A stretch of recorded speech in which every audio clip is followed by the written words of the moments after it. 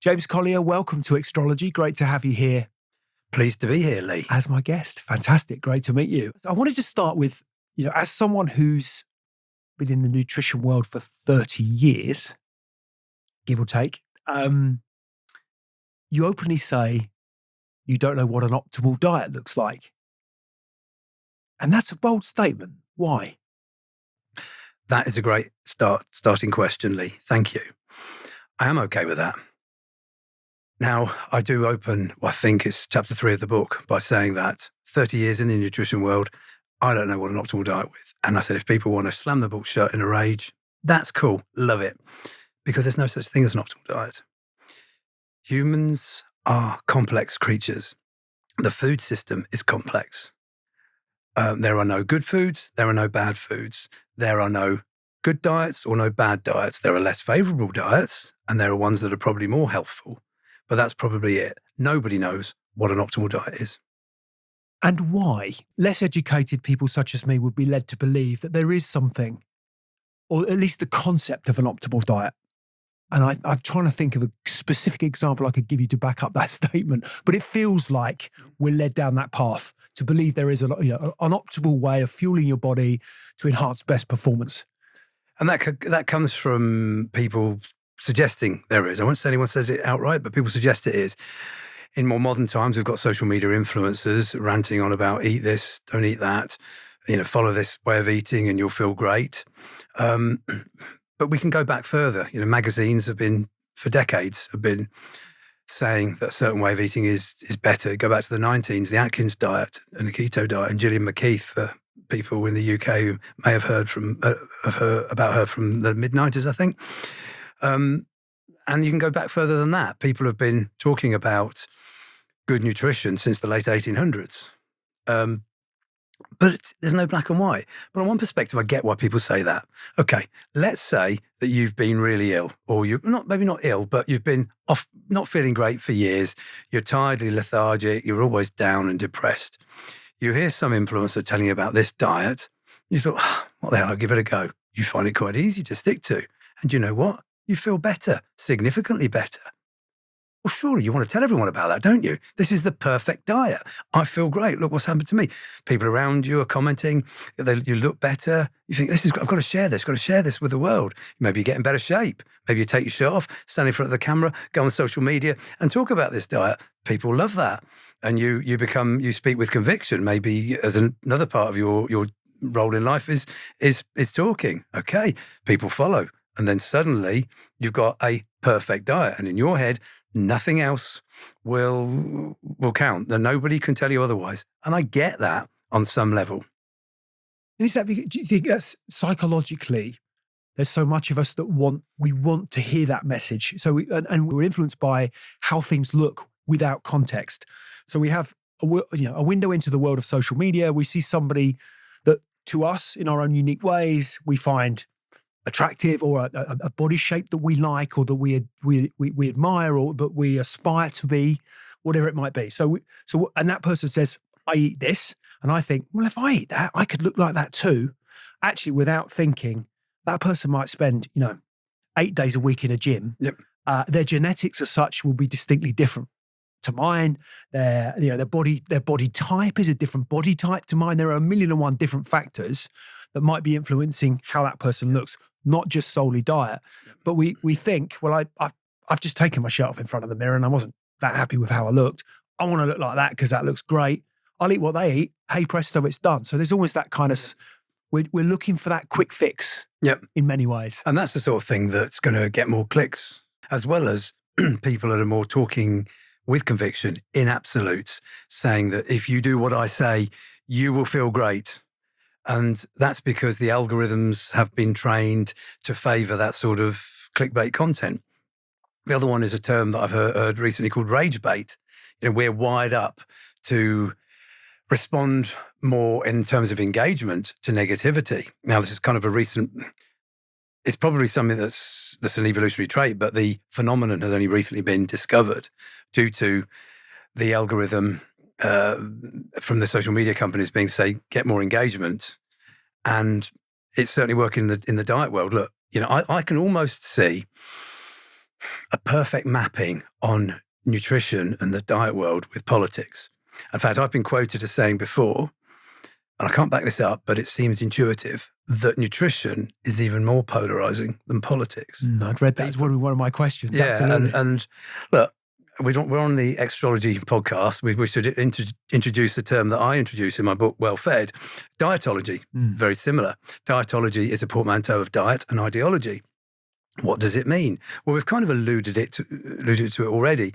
People can be dogmatically committed to a certain way of eating and will have no interest in any evidence that disputes it. In fact, they might even double down on their belief when presented with evidence that's the otherwise. You'll get some people so dogmatic they don't care about science, that science isn't a thing for them. These are the pure zealots. You'll get another band, slightly different, who will actually know a bit of science and will be able to cite papers, and they will maybe reference a paper and say that the paper says this. But how many people actually listen to the podcast are going to go and pull that reference? If I'm being generous, maybe 0.1%.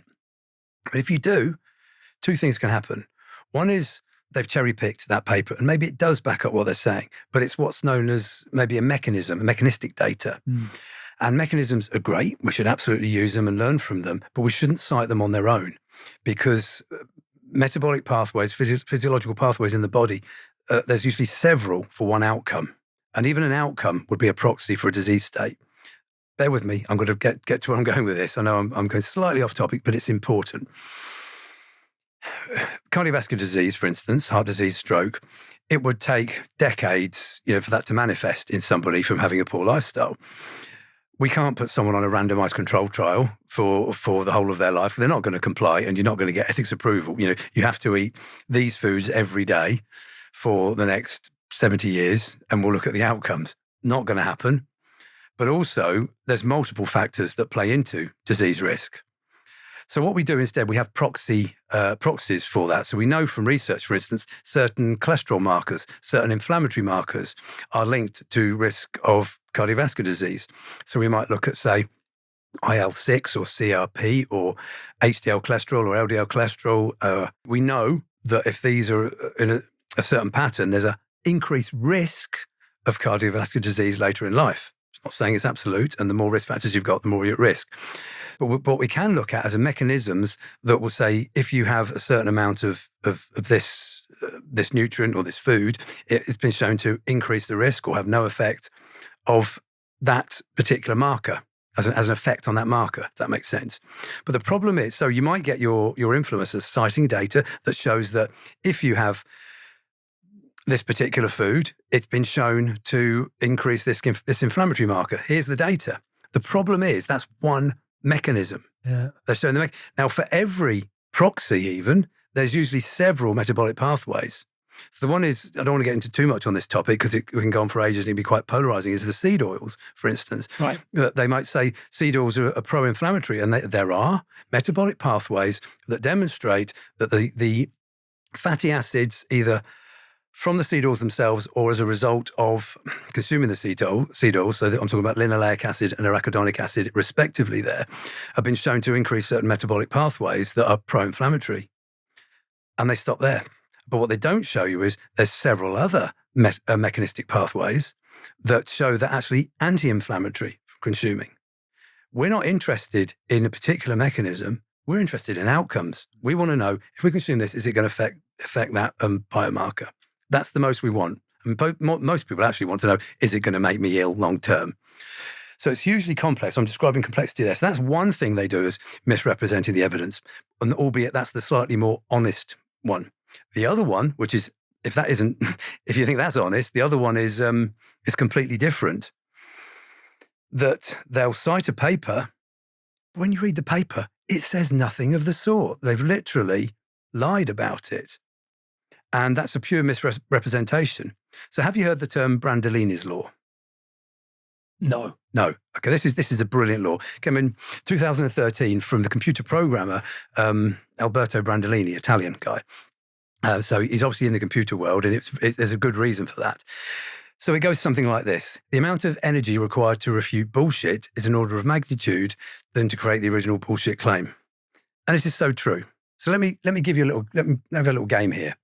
I'm going to tell you something that's not true. Okay, just get that caveat. And if you clip this and as if I'm saying it, No, then, don't worry, then we won't, yeah, we won't. it's if you consume instant coffee made from instant coffee granules, you're likely to make yourself sick because they're pro-inflammatory because you're consuming the whole granule.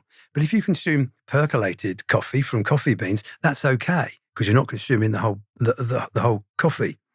Okay, I've just made that up. But somebody can go on there. It took me, 30 seconds to state that. Can sound, if under the right circumstances with the right conviction, that could be quite scary. Now, just imagine if I had to go and refute that and counter that. I'd have to cite certain studies. I'd have to show the mechanism. I'd have to show that actually that's not how instant coffee is even made. And that would take me hours. And to put a content out would be really, really boring. So people, this is where the seed oil thing comes from. And multiple other things come from. Brandolini's law in full effect. It's hugely prevalent in nutrition. Do you think that our political leaders have much of our political leadership and the way that is going, regardless of the wherever you sit, left or right, that actually this whole world of misinformation, if we go back to our erstwhile leader on the other side of the pond, fake news and that whole rhetoric that has made it acceptable. Once upon a time, whether they told the truth or not, the perception was that our authority figures were on the whole honourable, decent, honest people. Correct. On the whole. Yeah. But it's almost become a badge of honour to be dishonourable now from a leadership perspective. Absolutely. We've gone back to this perceived, strongman leadership. I'm not so sure that, I've always perceived, vulnerability is real strength. That's all gone, right? So we're now seeing this return to autocratic, bang the table. I can say what I want because I'm in power and the vast majority, the people I need to believe me will believe me. Absolutely. So we've got that from a political perspective that then feeds through to, so whatever sphere we want to, whether it is food, whether it's medicine, pick a subject, we could have any one of a number of, and that confirmation bias that the algorithm drives. So whatever I believe, I can find a space on the internet which will confirm that my view is right. Yep. So yeah, that's it, absolutely. So I got it 100%. Tim Urban wrote this amazing book that you should get on ebook actually because there's so many images in it called What's Our Problem? And it's just hugely insightful. I read quite a few books, not many, not me, as much as his has, because he's come up with this concept called the ladder. And I won't go into it in too details because people should read it, or he's actually got a blog himself and you can read it on his blog for free. But he has, broadly speaking, has what's called high rung thinking. So let's go back to the Reagan era. Now, Reagan was an ultra conservative, but he was very much a high rung thinker. He was, he would debate Democrats openly, listen to them and just respectfully disagree with them on the whole. There were things he did wrong and people are going to point at me now and saying I've got things wrong. But let's, compare him with with Trump today, who's been compared to Reagan, maybe for his economic policies. I don't know. It's not my area. But Trump is a low rung thinker, and I don't want to be, to criticize Trump or fall on the political spectrum here anywhere, because frankly, I don't fall anywhere on that. But I'm very cautious of populist leaders like this. So I'm actually writing a piece at the moment. I'm calling it nutrition populism. Now, I've not come up with this term. I saw another social media influencer a few weeks ago talking about this, but I'm running with it. And I'm looking at the parallels between the populist mindset on a political perspective as it is in nutrition, and it maps. Am I looking for something and confirmation bias myself? Well, maybe, but that's for someone to refute me on that. And I don't think I am. And I will illustrate it with examples. It's a fear of power. Okay, but populism is everything boils down to power. Everyone's incentives are power. So if we look at this in the nutrition world, no, let's just start keeping politics for the moment. You've got Brexit was a populist mindset, and you've got your populist leaders that are saying, "Oh, don't listen to them. They've been lying to you, but listen to me, and and I'm the one to listen to." And everyone runs with that. Because it's black and white thinking. You're fearing the institutions. Institutions in a good democracy have within them certain mechanisms that make them, for want of a better word, beautiful. So by institutions, I even mean the government, if it were running properly. So the American Constitution, which I'm not an expert on, but in principle, with flaws, it was self-correcting. And that's the important thing, the self-correcting nature. Let's look at, more in my area is universities, academia. There's self-correcting mechanisms. In medicine, self-correcting clinics, the NHS. I'm not talking about NHS as a business, but I'm talking about, trying to do better all the time. Courtrooms, again, self-correcting mechanisms, yet people are mistrusting this. And I get it. And I think it's got especially prevalent since the pandemic, when the governments around the world probably handled it really awfully. And so people have just thought, science, people don't know what they're talking about. They've got ulterior motives. They're lying to you. And this is amplified by big speakers like Trump or Nigel Farage or RFK Jr. In the health space. And I'm giving examples there in the political space. Let me move into the nutrition space. You've got populist nutritionists talking about the carnivore diet, the ancestral diet, going out there, misrepresenting evidence, some of them refuting science altogether. I probably don't need to name names here because it's more personas I'm talking about. And this is highly questionable. And I'm not saying there's not truth in what some of them are saying. Do we need to eat better diets? Absolutely. But it's the black and white thinking that goes with it. And this mindset that we need to be moving away from, and people are mistrusting science. So I agree with you. So why have we started to mistrust the science to such an extent? I think clearly COVID, I would imagine, has had a significant impact. It was starting already, but that's given it a massive push. But I was going to say, absolutely, it struck me that this was around pre-COVID. We were starting to have huge mistrust around our institutions and those structures that we trusted for the longest periods of time. Yeah. And if you don't have, if these structures fall down, which are inherent in a democracy, they're part of a democracy. People think democracy is just voting on elections. So much more than that. These structures are paramount. If they fall down, where are people going to look? Just because so-and-so says doesn't make it so. If we disagree on things, then what should we do? We defer to the evidence. Now, the evidence is huge. Look at meta-analyses. They're huge to unpack. And people don't know how to read scientific papers. And there's no need to. Experts do that, which is why we need the institutions. Will the institutions get it wrong? Yeah, a lot of the time. That's the nature of them. But they course correct and they generally move forward in the right direction. Do you know what I mean by Bayesianism, Bayesian reasoning? No, go on. So it actually comes from physics here, Bayes equation. Right. But it's a way of thinking about the world. It's a way of, we have a prior belief on a particular issue, but we hear more evidence and we revise our prior belief based on the evidence. So we're constantly moving forward and reassessing the way we are. And it's a great way of viewing life. And you don't need to read papers after papers. You just listen to different people. If that sounds credible, okay, I'm going to revise my prior on that. You've just got to be open to course correcting all the time. If people want to learn more about that, there's a relatively short article called Bayesian Nutrition on my Substack, where I've looked at Bayes' equation, how that maps onto nutrition. And I find it very freeing way to look at things. Say freeing, it involves a lot of work, but it means you're not blinded by listening to one person or another. And you've got to be able to revise, you've got to be able to look at things differently and revise how you feel about certain things based on new evidence. Otherwise, it's black and white thinking. I had this conversation with my folks Tuesday night, right? So we were talking about eggs. Mm-hmm. We were talking about Edwina Currie. Do you know her political career literally fell apart for one different reasons, but not least of which eggs. John Major in the bed. But it was like eggs and cholesterol, and all of a sudden, when we were kids, all of a sudden it was like, well, you shouldn't eat eggs because they're bad for you. Eggs were bad for you. Yeah. Whereas now it's like you can't get enough of eggs. Everyone's like, eggs but even everywhere. Not black and white. No, but I think nothing is ever black and white. But so I could have told you, no, you mustn't eat eggs. But now I'm led to believe, from what I've read and what I understand and what I consume, actually, I like them. And B, nutritious. They're nutritious. Yeah. So things that we're constantly evolving and growing. So therefore, I think also that people like to drive a wedge in you and say, no. On a Thursday in 1996, you said this. Yep. Oh, you're flipping and you're flopping now. No. I've just informed myself. I'm better read. I'm better informed. I've now come to this conclusion. But that may even evolve. Yeah. That's an okay place to be, I think. Yeah. Let me give you an example of me on that. Just to try and make myself look good here. The sugar tax. I used to have a bit of a libertarian mindset. And when the sugar tax came in a few years ago, I thought, no, this is a bad idea. On soft drinks, they would be taxed more.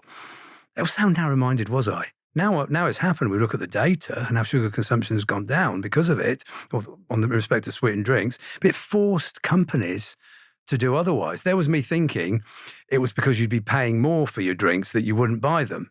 That was my thinking back then. But it's not. It's those incentives force companies to do better and look for alternative ways of sweetening the drinks. And so I've completely switched on that. The sugar tax was a great idea. Now, should we be looking at taxation in other areas?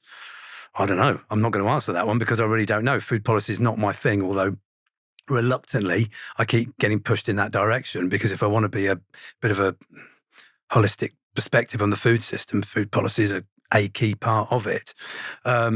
So yeah, absolutely, we should revise, and that's high rung thinking in the perspective of Tim Urban there, where you change your mind and you have respectful discussions. And if somebody presents you evidence, you go, you know what?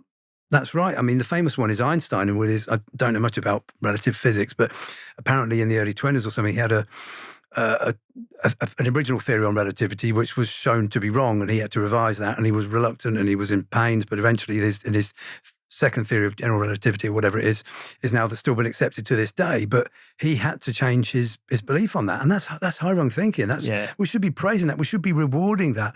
Look, my book, okay, if everything in my book is correct, there's a problem. Now, it's painful for me saying that, but I'm not going to be right on everything. When I did my book launch and I invited a bunch of academics and nutritionists and dietitians along, I said, look, I'm not going to be right on everything. I want to hear from you. I'm more interested in you lot than I am in the public, because you're going to help me do better. And I don't want to sound self-righteous here, but I genuinely want to do better. And how arrogant would I be to be right on everything? I'm not going to be. No. What? Let's talk about Well Fed. Yeah. What inspired you to write it? Let me take that from three angles. Okay. Firstly, I've covered this before in other interviews, but why did I go into nutrition in the first place? So when I was 8 years old, my mum was diagnosed with terminal breast cancer. First time I'd heard the C word. And she had great treatment by the NHS. And this was back in the 80s, right? So things have moved on a lot since then. And for no doubt, the care she received massively helped keep her alive for another 11 years. But also she changed her lifestyle, including her diet. She became vegetarian and changed the way she ate and her food choices. And that influenced me and my dad. And my dad is still alive and very much kicking in at 80 now. Brilliant. And we ate better. There was a lot of food, a lot of talk about food around the dinner table as well. And that was interesting. So that no doubt influenced me. The other side was I was a very skinny teenager, and I got bullied quite a bit. Now, I'm sure every lad gets bullied in some format, but it certainly affected me in a profound way. And one of my best friends at the time, still one of my best friends today, actually, a couple of years older than me, he'd started lifting heavy things and putting them down again, and he started to sprout a couple of biceps. And I thought, I want a bit of that. He encouraged me. I went to a gym when I was a week before my 16th birthday, and I haven't really looked back since. I haven't stopped. Maybe I've got issues, but what I wanted to do was get bigger. And I knew that good nutrition was integral to that. So when it was time to go to university, I'd done quite well at economics. And I thought I should probably go and do economics, or should I follow my passion and do nutrition? I went with a passion. Turned out to be the right move, obviously. But and I wanted nutrition. Knowledge is power. If I learn more, I can get bigger muscles, because that's exactly how it works, isn't it? And so that was the first. The next is probably a bit more recent. When I'm a human nutrition background, and through Huel, I was forced to look at sustainability, sustainable food systems, because we were making the claims about how sustainable our product is. Then we started to be able to back that up with evidence. And as the more I looked at the perspective of how the food choices we make influence the environment, the more I became concerned. Prior to 10 years ago, I probably thought climate change is probably something we should be worried about, but it's someone else's problem and I don't need to worry about that. But I am a bit of a science nerd. So I started looking at the research, getting more interested, asking the right people. I thought, no, we need to do better. So if we need to do better, then I need to do better. So in 2019, I changed the way I ate, and I cut my animal-derived calories to about 10% of my intake. For perspective, the Western average is about 28 to 30%. Right. So I'll cut it by about 2/3. What does that look like? It means a couple of days a week we're almost devoid of animal ingredients, have smaller portions of meat and bigger portions of plants. Ticks a lot of boxes. But also, through looking at sustainable food systems, I looked at the ethics of the way animals are treated in intensive animal farming. And a bit of a debate with myself. Should I be vegan? Well, I'm not sure. And as I became concerned about the ethics in food systems and the way animals were treated, I thought I should probably avoid intensively farmed red meat and poultry as well. So I made that change in 2019. And then pandemic came. I got bored, as we all did. I was still busy working, but there was no traveling, was there? And I wanted to write some of my ideas down. So I thought, this strategy needs a name, this way of eating for my physical health, being aware of the environment, and ethics. So I called it contemplative eating, a term that stuck in Well Fed. As I wrote the articles, I thought, there's so much to say on this. It needs to be a book. I thought there's four pillars to this. There's eating for physical health, eating for mental health, sustainable nutrition, and ethics. But as I got about a quarter of the way in, I thought, there's a fifth pillar here. It's not what we eat, it's how we eat and who we eat with, the concept of enjoying meals with other people. So that became the fifth pillar. So it's my way of eating was the second sort of inspiration. The third is a bit more me-focused. It's a bit more, I just enjoy writing. There's a mess up there, right? But if I can put some of it on paper and make it a bit less messy, that's good. And the act of writing sorts my ideas out because it forces me to go and look for correct evidence. And then my failure to find it might mean I'm wrong about something. But you can't it's great to put notes on paper, but that's not good enough. You have to commit to publishing. Because if you commit to publishing, you're opening yourself up to being cross-examined a bit like I have with my academic friend who I've just spoke about. And that's brilliant because it forces you to try and be intellectually on point as possible. What are the messages you want readers to be able to take away from the book? The main thing I want people to come away with is a pure acknowledgement that the food system is complex, that any black and white thinking is just not helpful. I want people to consider that the food choices they make have an influence not just on them, but on the environment and others as well. Because we come from the West, which is a very individualistic culture, where it's very me-focused. What the choices I make is how can they benefit me? Maybe my immediate family, but that's it. The Eastern, more collectivist cultures are much more we-focused. And there's about what I do affects those around us. Now, let me just get a couple of things straight here. Firstly, I'm not saying collectivism or individualism are better than each other. I'm just saying they're different. In fact, I'm probably quite glad I've grown up in a predominantly individualistic culture because, as I understand it, research has shown it's generally higher standards of living. And that's great. And I don't know any different. But I would encourage people to be a little bit less me-focused and a little bit more we-focused. That's what I want. So if people can eat more sustainably, and we can talk more about that in a moment if we want, eat more ethically, there's a term that's loaded. And what Lee thinks is ethical, James might have a different opinion on. But I think broadly we'll be in a similar space. And that's okay. But I've defined in the book what I deem as unethical or as best as I can because, again, I'm embracing complexity and I'm not being black and white. So, if people can do a little bit better, note that the food choices that they make will influence them and others. But I need to just close that point on one thing. And there's a great section, say so myself, in the last chapter called The Dark Side of Sustainable Nutrition. So while I want everybody to make choices that have a positive impact on the environment, or at least a less negative impact on the environment, you have to look after yourself first. And this statement is, a diet isn't sustainable if it can't sustain an individual. You have to prioritize your own health before you can look after others in order to do a better job of looking after others. It's almost like the aircraft analogy, isn't it? Put your own oxygen mask on first before you start putting the mask on anyone else. Perfect. In the book, you mentioned that Well Fed argues that modern diets are failing us. Mm-hmm. not just individually, but on a global base, on a global scale, what's the single biggest issue with the way we eat today, do you think? There's no answer to that. I'm looking for a single, and if there's not, the idea is I'm trying to embrace complexity. There is no the single biggest issue with the food system would be the misinformation that's out there, because that's causing the polarization. I was looking at some statistics this morning that were very UK specific, but, and now I can't remember my source, which obviously therefore makes me open to all sorts of rightly criticism. Yeah. But I think I'm right in saying that 29% of UK adults are obese, and 64% are overweight, or in those categories. It could be. They sound, but it's a significant. It's a big chunk, right? It's a lot of people. Why? What is it we do? Is it too simple to say that's a basic equation of calories in, calories out? Look, let's talk about predictors of ill health first, because I come from the nutrition world, but health is the fundamental thing here. Lack of physical activity is a bigger predictor of poor health later in life than what we eat. Stress and insufficient sleep are also big predictors. The biggest is possibly loneliness and lack of community. But these all play into each other, right? Yeah. If you fuel yourself properly, you're going to want to exercise more. If you exercise more, you're going to need to fuel yourself properly.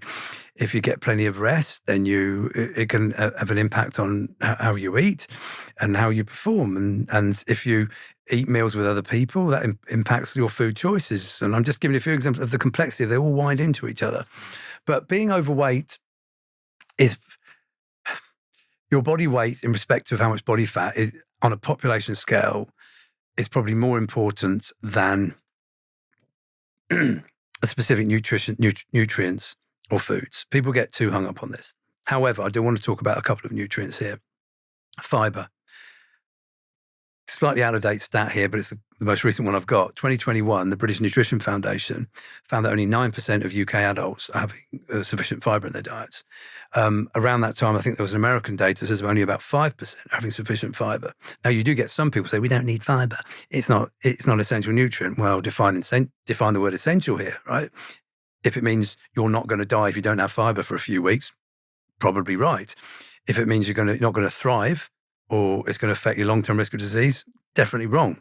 I come from the latter camp on that definition of essential. So we should talk about that. Where do we get fibre from? Mostly from plants.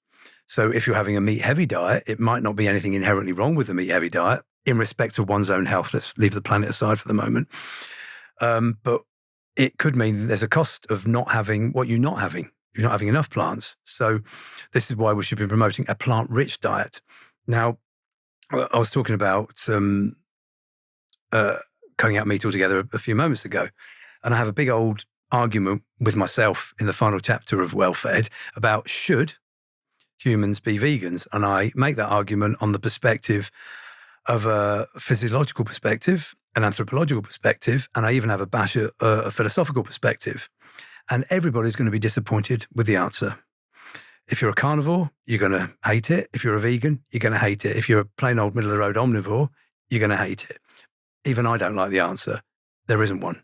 I can't find it. I searched for it from all those perspectives and I failed to find it. But what I am certain, based on the evidence, is we should be cutting down on the amount of animals we consume. And I'm really uncomfortable with the intensively farmed red meat and poultry. To qualify that statement, is that from a sustainability, planetary perspective? Ethical, physiological as well, right. All of them. Right. Every argument we want. That's why it's in the last chapter. Yeah. There's been a theme running through talking about each of these points. And then the final chapter, I'm trying to discuss it. Well, the final section, which is the last 3 chapters, I'm trying to discuss everything together. It's okay not being able to answer it. And I also say, at least for now, because that might change. As I'm very much a futurist when it comes to foods. I was listening to the All In podcast, and now who was it? Travis Kalanick, who is one of the founders of Uber, I want to say. Okay. He's an investment in some kind of food delivery organization that is looking about almost that robotic delivery of food for future generations. And he made a comment on that podcast about how in 100 years' time, we won't eat food as we understand it today. So there'll be a very unique, individualized pill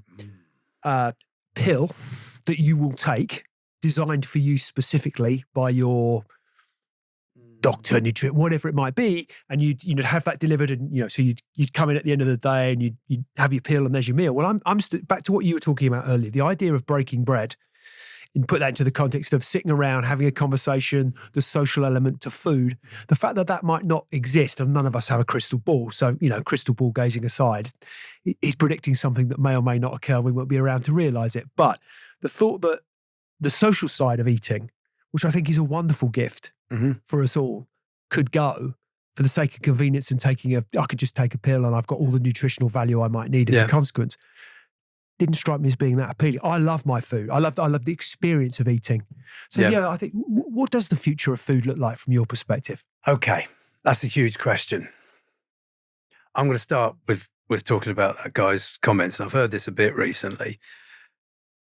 I cannot see that happening. Look, get me wrong, I'm a futurist. We're going to talk about that in a moment. And some of what he says, he'll probably be aligned with me. But this whole personalized nutrition, I'm a massive fence sitter on. Here we go again. James not committing to anything. But let me explain why I'm a fence sitter on this one. I love data. I love learning more. The more humans can learn, brilliant. So while we're collecting data for these personalized nutrition plans, brilliant. It's a win. But complexity, we can't break things down to this basics, the community side you just spoke about, but there are other things as well. We enjoy the flavor of food, the tastes of food. We enjoy wanting to have the food. There's a lot of psychology. Yeah, there's psychology of it, and there's the behavioral side.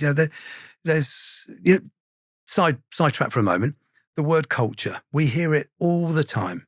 Okay, we hear it in respect of how we dress, how we behave. We come from a certain culture, maybe how we dance, and in businesses these days may have a certain culture.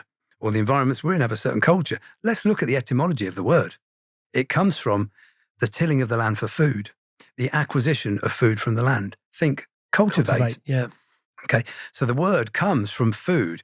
Now, the very fact that a word that's so prevalent that we use in a wider context these days comes from what we eat probably semi-answers the first part of this conversation we were having 45 minutes ago about why we're so ideologically committed to our food. It's no wonder. Food is part of us. It's ingrained in us.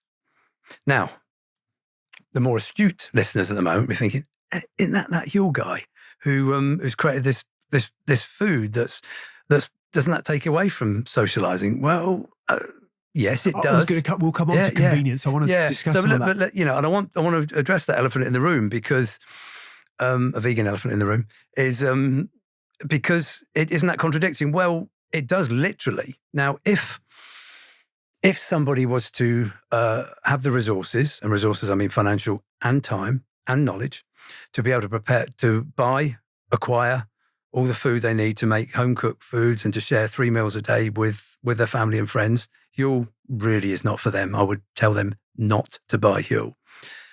Now, back in the real world of 2025, how many people do that? Now, there are people that can do it certainly for some meals. Amazing. I encourage them. But there are people making otherwise unfavorable food choices because they're busy. And this is where Huel comes in. So I do not want to be discouraging people through Huel to have, to have Huel at every meal. If that suits the person and they're making otherwise food choices and it solves that problem for them, great. But more is for people to have 1-2 meals a day or even a couple of meals a week. Some people like just to have Huel on hand. It's available in most of the stores these days, so they can grab a bottle of our ready-to-drink Huel when they're short of time. I've needed it today when I'm rushing between 2 podcasts and meetings across London. Perfect. I've not stopped. So that's the point I'm making there. But there's so much more to food. There's a lot of really cool food technologies here that we're going to talk about. There's intensive farming probably isn't doing what it should be, but there's definitely a place for it in the future. But we should be looking at more regenerative farming cultures. So the old wisdom, but with modern techniques and modern technologies. What about GMOs? Yep, I've said the word that's going to get me hate online here, the Franken foods, okay? GMOs, the right sort of GMOs can be extremely helpful. There are people in the world today that have insufficient food for multiple reasons. People in the privileged West think GMOs are the worst thing ever, and people who support them are being controlled by the government or have an ulterior motive. That's a real privileged position to be able to say that if you've got plenty of food and a full belly. Last year, and yet I understand it that even in the UK, if 12% of the adult population are suffering with some form of malnourishment or it could be an illness that is contributing to or yeah, caused by it could malnourishment. Be. It could be. Yeah. But we have plenty of crops here. So, but hardy crops through GMOs would be extremely helpful. In the Philippines last year, they were outlawed by law. And this comes from misinformation from the West. I find that really wrong. And is that about protecting the status quo? So it vested could be. interests, It's etc. misinformation again. It's just misinformation in a more traditional. It's not new. This one, GMOs have been. But somebody somewhere to perpetuate that message. Yeah. Somebody somewhere's thinking this is affecting me. I need to squash that. I need to quash it. I need to. It could be people just don't like the sound of something that they think's not natural. I mean, the whole concept of genetic modification, where's the barriers, right?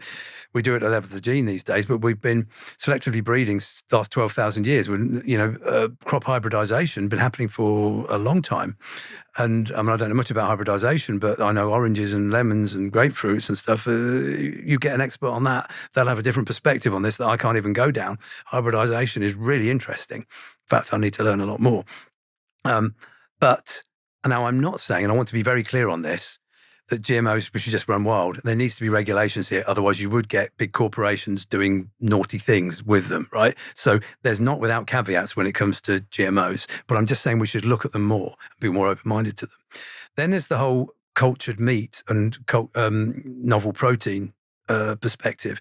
So by cultured meat or clean meat or cultivated meat, some people use the term, I hate it, lab-grown meat. You might have heard of this. These are technologies. These are animal proteins, not just meat, but milk and egg proteins as well, that are made through certain technologies where certain microbes can acquire carbon and other nutrients, or fed carbon and other nutrients, and can make proteins that are identical to the proteins. So in the case of meat, identical to meat proteins. And there's a really cool Finnish company called Solar Foods. It's got a product called Saline. And their catchline is food from thin air. They are literally sequestering carbon from the air, and they've got a microorganism that's being fed this carbon and with regenerative electricity as well, because it's Finland, solar power and wind power, etc. They are making a type of protein and a product that can be used as an ingredient. Look them up. I have the pleasure of talking to these guys. And I love what they're doing. That's another technology we should be embracing, because this isn't neutral carbon. This is negative carbon. Right. Yeah. So let's look at this. And it's nutritious, but people say it's not real food. Well, why not? But then, to your point, there is that argument about it's not real food. A lot of that stems from misinformation. It's striking because what is real food? So I think banana grow on a tree. I know what a banana looks like when it's hanging from a tree, and then I pick it down and I peel it, and I know what it tastes like. And I don't really think about whether that So when I buy my fruit from my supermarket, I'm not really thinking. I'm just thinking, oh, that's real food. Mm-hmm. What is real food? What's ultra processed food? What is processed food? What's not processed? Yeah, everything's going these through are a process, right? categorizations. Yes, yeah, these are categorizations, and people everything's going through and a this process. is where it becomes dietological. Yeah, my word, it's a dietological perception. This is all making a lot of sense to me now. Yeah. This is kind of coming full circle, and I'm starting to understand just to wrap up on these other food technologies. Look, there's a lot of novel proteins and novel fats, other types as well. So they're using different technologies to acquire proteins from other plants and some other grains. These are so-called ancient grains, things that were used in the past. Now we've found ways of cultivating them better, and they're coming back. And this is great. So let's look at algae, for instance. Algae is now being farmed in the sea, but also in these bioreactors. Is that the right word, bioreactors? Algae has two really cool attributes. You can get a lot of protein from it, and also omega-3s. Now, omega-3s we typically get from oily fish, but where do the fish get them? They get them from eating the algae. And because as I understand it, there are literally not enough fish in the ocean to give us the omega-3s that we need. Yeah, there's a section on that. So if we already go for the UK government's recommendation of eating 2 to 3 portions of fish a week, two of which should be oily, which is already insufficient for most people, by the way, but it's seen at the bottom level of what's okay.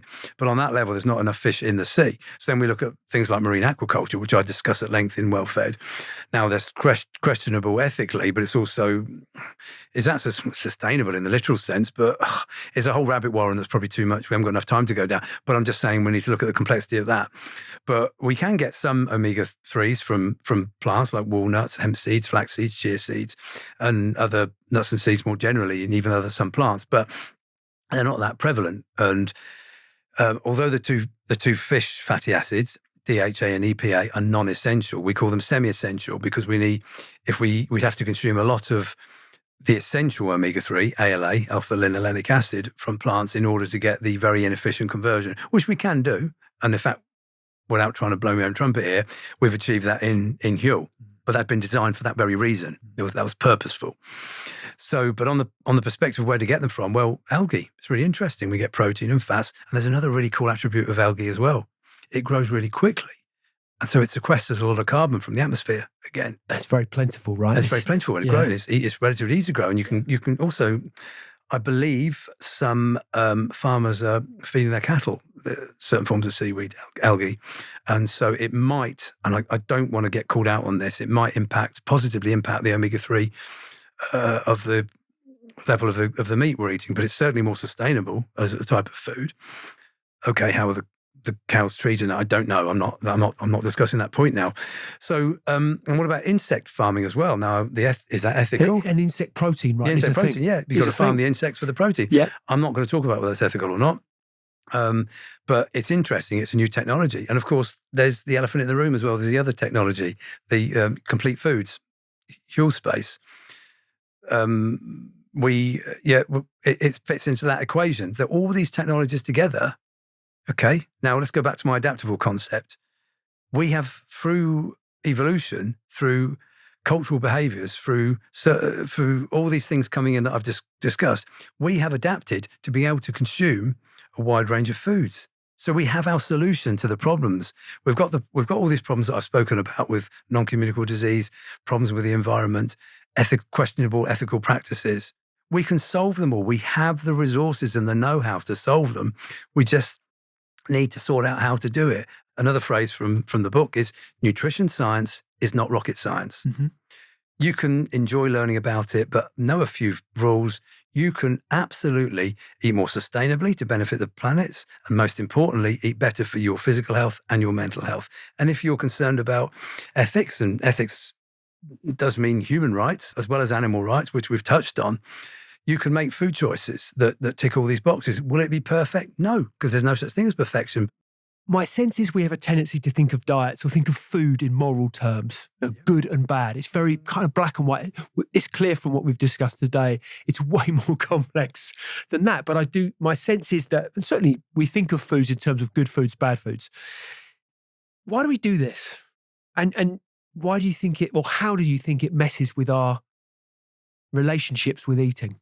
Humans have a tendency to put little things in nice categories. We like little boxes, metaphorical boxes. So we put things in boxes, safe, it's organised. We do, at some level, I think we like organisation. Some things it's just not possible to do that with, and that's okay. We need to acknowledge that. It's unhelpful. You're missing out on a lot. You also, social media influencers are telling people what they can and can't eat. Who are they to say what someone can and can't eat? They don't know their cultural background. They don't know their genetics. They don't know their family history. They don't know their socioeconomic state. They don't know their cooking skills. And you could say more fool people for listening. Well, I don't actually, because these people can be convicted, and we're spending too much time on social media anyway. It's not helpful. So who should people listen to? There's 10 traits that for people that are quacks, I call them, but let me give a couple of them now. People that's talking absolutes and black and white, don't listen to them. People who try and fearmonger certain foods and say this food will poison you. People who use technical terms like insulin or inflammatory without qualifying what they mean. People that aren't transparent about their ulterior motives. We've all got them, as we've discussed. People who talk in a very evangelical and convincing way that probably shouldn't be listened to. So who should you listen to? I always think a good rule of thumb is people who talk in a very nuanced and non-committal way.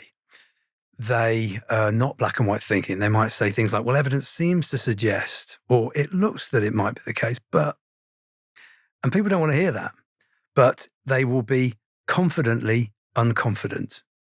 We've already identified there's no such thing as an optimal diet, but it strikes me that eating well, whatever that might mean, let's not get into the definition of that, but eating well takes a bit of effort, takes some hard work, or some work to realise that outcome. Yeah. In much the same way that being healthy, physically fit, getting some exercise takes some effort, right? So I see my social media influencer. I want to look like that. To look like that might take me 3 months. Mm-hmm. Or I need to shift a stone or a few pounds. Take a pill. Mm-hmm. Wow. Well, it's an injection anyway, but An yeah, injection I get or whatever it might be. Take an yeah. injection. That seems pretty straightforward. And it's not. Okay, so No, what do I think? Is it not being marketed? Is it not being pushed as such? And that's a inherent danger. I mean, it's within a big topic, but let me skim over it. I have spent a bit of time looking at this. So the GLP-1 agonists, they do a bunch of stuff, but broadly speaking, they increase satiety. The increase, you feel more full sooner in a meal. There's several out there, but the drug semaglutide, which you mentioned as Ozempic, is where it's been out for about 20 odd years. It was prescribable for diabetes originally. Its sister drug is Wegovy, which is the same compound, but where it's licensed for weight reduction, which is more recent. Now, you've got Mounjaro and Zepbound, which are diabetes and weight reduction respectively, for tirzepatide, which is another compound, which is even more effective than semaglutide. Now, all very technical, James. What's the relevance? So I think these drugs, if people say, are they good or bad? I can't answer that. They're neither good nor bad. I think that's one of the great takeaways for me today. Is it's too complicated to put anything into a good or bad camp. But I'll tell you where this is going wrong. Okay, is that for people that have got this food noise, constantly thinking about food in their ear, they've struggled all their life, they've been on diets and tried really, really hard, they get called lazy. But to me, these are some people that work the hardest I've come across. They make me look like a lightweight in the gym. Because imagine that all the time. You're constantly thinking about food. You keep trying to lose weight. You lose it a bit.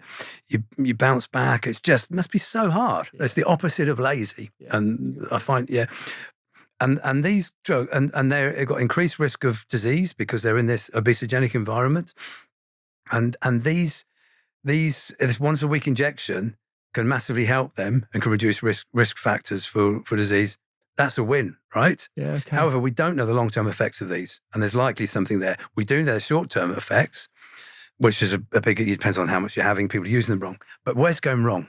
Okay. If they're prescribed in the right way and you're being assisted by your doctor, good. The problem is, and I've heard this unofficial statistic, so maybe I shouldn't quote it, but I'll go for it anyway, from someone I know is working in the field, that nearly 98% of people on GLP-1 agonists aren't getting them through their doctor.